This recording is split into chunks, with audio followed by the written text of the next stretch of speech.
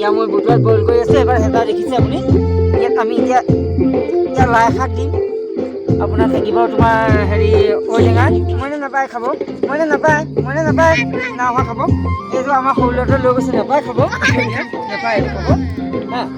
এই বস্তুখিনি আমি মানে এনেকুৱা আইটেমত বনাম আজি কালি মানে আল্টিমেট একদম। বাকী শুভেচ্ছা থাকিলে হেপী ভগালী বিহু। কিনো হাঁহিতিৰে মহিলা